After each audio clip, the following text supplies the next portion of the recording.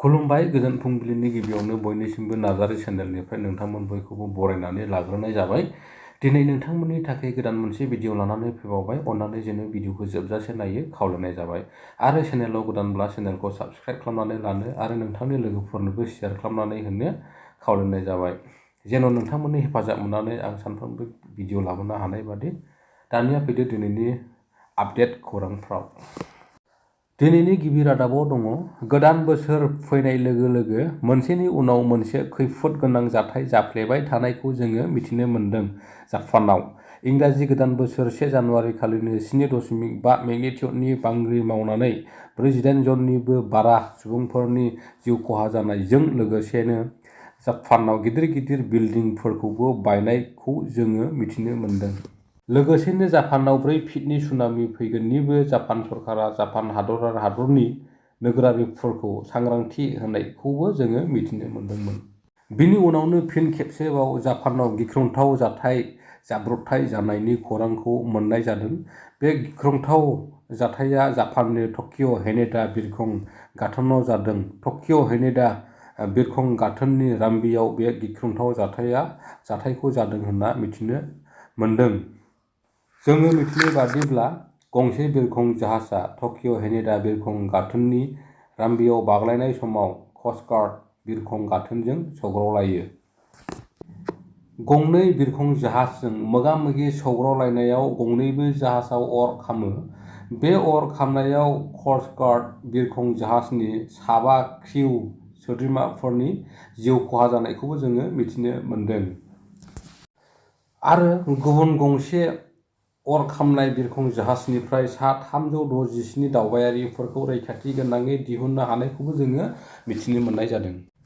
रायजोआव 5,550 फोरोंगुरुफोरनि पस्ट ओंखारनायखौ जोङो मिथिनो मोन्दों। बेखौ लानानै रायजोनि गोबां टेट पास जानानै थानाय बिजाथिफोरखौ खुसि जानायखौ जोङो मिथिनो मोन्दों। नाथाय बेनि गेजेरावनो बर' बिजोंनि फोरोंगिरिफोरनि पस्टखौ लानानै टेट उथ्रिनानै थानाय बिजाथिफोरजों लोगोसे बर' बिजोंजों सोलोंथाइ लानाय बिथांमोना खाफालाव आखाइ हमनो गोनां जादों। नाथाय मानो बेबादि जादों नोंथांमोना भिडिअखौ जोबजासे नायलांबासो बुजिगोन।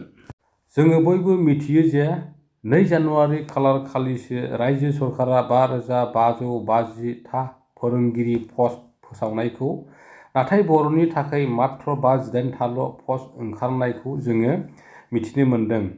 बेखौ लानानै बर' बिजोंजों फरायनानै टेट पास जानानै थानाय बर' केन्डिडेट बा बिजाथिफ्रा रायजो सरकारखौ जोबोद दुखु मोननाय फोरमायनायजों लोगोसेनो बर'नि गोबां माहारियारि आफादफोरखौबो सोंखारिनायखौ जोङो मिथिनो मोन्दों।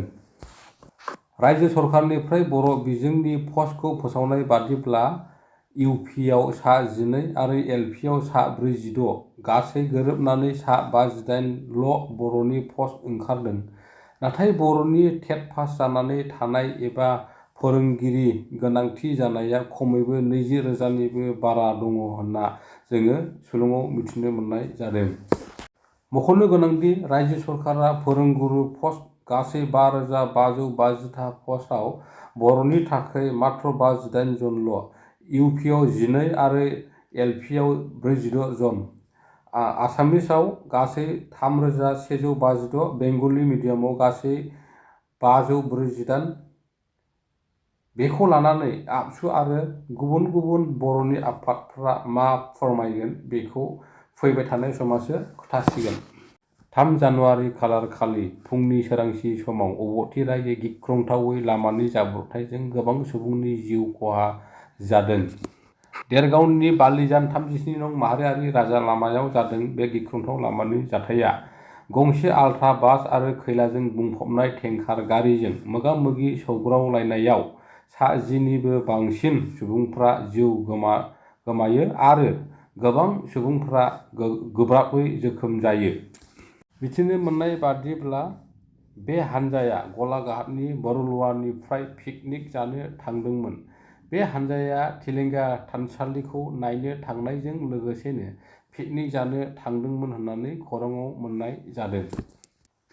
बे गिख्रंथाव जाथाया मैया फुंनि 5 रिंगासो समाव जादोंमोन।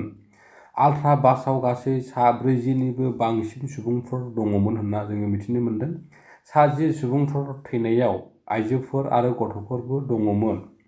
बे गिख्रंथाव जाथायजों जिउ गोमानांनाय जाथायखौ लाना जोबोद दुखु मोननाय फोरमायनायजों लोगोसेनो नरेन्द्र मदि बिथाङा जिउ गोमानाय नखरनो नोगोद 2 लाख रां आरो जखम जानाय नखरनो 50,000 रां अनसुंथाइ होनोबो फोसावनायखौ जोङो मिथिनो मोन्दों। बेजों लोगोसे दिनैनि भिडिअ'आ बेखिनियाव जोब्बाय लोगोफोर। आसा खालामो भिडिअ'खौ नायनानै मोजां मोनबाय। Thank you for वाचिं।